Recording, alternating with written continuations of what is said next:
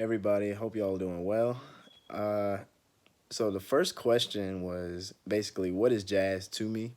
What is my conception of jazz, and did it change over the semester? It definitely changed over the semester. I always thought of jazz as just a form of art that was, different than the traditional Western music that a lot of people listen to in the early, 20th century. It's just something that came from a different source and different influences and just had a different spirit to it. It wasn't as, structured and formed. It was a little bit more free and, a lot more improvisations in it. So I always thought of jazz as that, but something this class has kind of opened my eyes to is obviously, you know, a lot of people when they think of jazz, they think of it in such a broad context. But this class really has allowed me to think of it in a more specific context. So I never really thought of jazz as having different genres, which is kind of foolish on my part because all music has different genres in it. But I never thought of jazz like that. But this class has definitely opened my eyes to that. It made me think about it, which actually brings me to my second point and topic. How adjectives have changed jazz. So in my eyes, jazz doesn't necessarily change with adjectives, as Robbie kind of mentioned. If anything, it just kind of characterizes an aspect of jazz, and it kind of puts it into these genres that I wasn't really, aware of before the class. So, for example, I say hot jazz versus cool jazz. You can argue all day, is one jazz, is the other jazz, but you know, at the same time, it still has like the expression that originally was in jazz.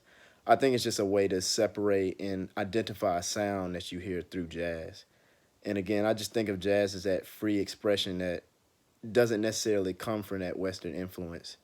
So you can call it whatever you want. A square is a square is a square. So I think adjectives, I think it is useful in jazz because it does help separate and identify certain sounds, certain influences that may have changed over time. But I think in this concept, the adjectives don't change the jazz. Um, and as for that, the last topic I want to talk about is jazz dead? I personally don't think music dies. I mean, that's just my like even if it's not used anymore, I think music lives through it whatever it, precedes. So, you know, classical music preceded romantic music. I don't think classical music died per se. I think it led into another music form. I kind of think of it like a language. So, Latin, for instance, right? We don't speak Latin today, but so much of what we use in our English language is based off Latin and Germanic languages. Yeah, we don't, you know, obviously we don't walk around speaking Latin, but Latin has an indelible mark on what we speak and how we communicate with each other. So I think of jazz in the same way. I don't think jazz is per se dead. I don't think it's played in the same way that it originally was played. So you can say it's dead, but I think the sound is dead. If that answers that question in a way. I don't think people are actively playing jazz the same way as it originally was in the 1920s as much. Obviously you have some jazz bands out there, but I don't think it has the same energy that it originally had.